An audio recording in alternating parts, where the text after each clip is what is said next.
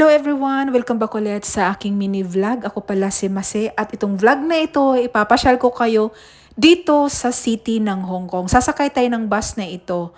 So kung napapansin nyo guys, marami-rami na ang pila. Kung nagpaplano ang iyong mga barkada na sumakay sa tour bus na ito, pwede kayong sumakay dito sa gilid ng Peninsula Hotel at YMCA building dito sa Tsim Sha Tsui. Kung hindi nyo talaga alam, pwede kayong mag-chat sa akin. Re-replyan ko kaagad kayo para naman mag-guide kayo ng husto. At meron din siya dyan sa Central, sa may Pier 6, gilid ng Pier 6 dyan sa Central. Isang oras ang ikot nito sa buong city ng Hong Kong at ang pamasahe nito ay 47 Hong Kong dollars mahigit. Pwede kayo magbayad ng card, Alipay, Octopus at wala siyang cash. Puro mga card lang ang gamit niyo. Sa mga nandito na sa Hong Kong, abay subukan nyo na rin sumakay ng ganito at sa mga nagpaplano na pupunta dito sa Hong Kong, isama nyo na rin sa mga bucket list nyo itong pagsakay ng tour bus na ito.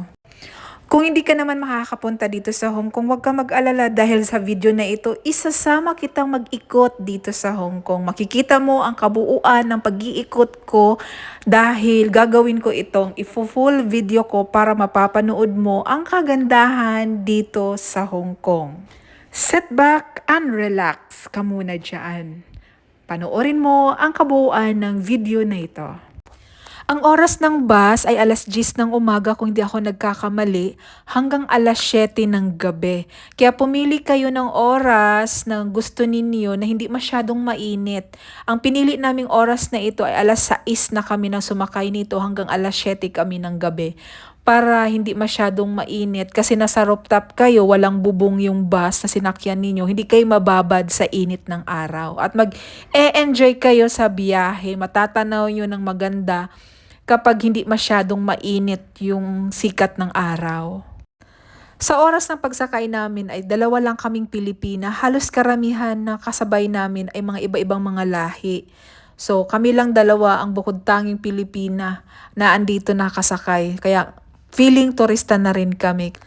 Mahaba-haba ng aking pag-voice over kaya wala na akong masabi. Ang hirap talaga mag-voice over. Itong pagsakay ko pala ng bus na ito ay ilang beses na akong sumakay nito. Pero nung unang sakay ko, ang gamit kong cellphone, medyo hindi siya maganda kumuha ng camera. Kaya ito, kung nagugustuhan mo ang ating view ngayon, 'di ba? Papansin niyo, medyo maganda ng ating camera. Kaya ma-appreciate mo talaga yung kagandahan ng madadaanan mo at mapapanood mo sa video na ito. Kung gaano kaganda yung Hong Kong. Kaya kung ikaw nagbabalak ka dyan, sige na, sumakay ka na. Huwag ka na magtipid-tipid dyan. Subukan mo na rin. Nagtatrabaho ka para mag-enjoy. Nagtatrabaho ka para masaya. Nagtatrabaho ka para lahat ng gusto mo makukuha mo. Kaya huwag mo nang tipirin sarili mo. Mag-ano ka rin, maglibang ka rin hanggang may pera ka. Kasi kapag wala ka ng pera, hindi mo na magagawa yung gusto mo. So, habang may trabaho ka, subukan mo na mag-enjoy. Subukan mo na rin maglibot. Subukan mo na rin i-explore yung sarili mo dito sa Hong Kong habang nandito ka rin sa Hong Kong. So, nababasa nyo ba yan, yung tunnel na ito? Ang tunnel na ito ay papasok ito sa ilalim ng dagat. Ilalim talaga ng laot. So, dito kami dumaan. At hindi lang bus ang dumadaan dito. Marami din mga MTR, marami mga train na dumadaan dito sa ilalim ng dagat. Ganito kaganda ang Hong Kong. Ilang minuto kami na nasa ilalim kami ng dagat dumaan at maya-maya ng konti, ipapakita ko rin sa inyo yung pag-ahon na namin na nasa kalsada na kami. So yan na guys, ito na, nasa ibabaw na kami ng kalsada. Tapos mamaya pag uwi ko, magfe-ferry tayo. So ito, nag-ferry na ako. Kanina, 'di ba, nasa ilalim kami ng dagat. Ayan, dito kami dumaan sa mga dagat na yan, sa ilalim na yan kanina, yung nasa bus na nakapapanood niyo.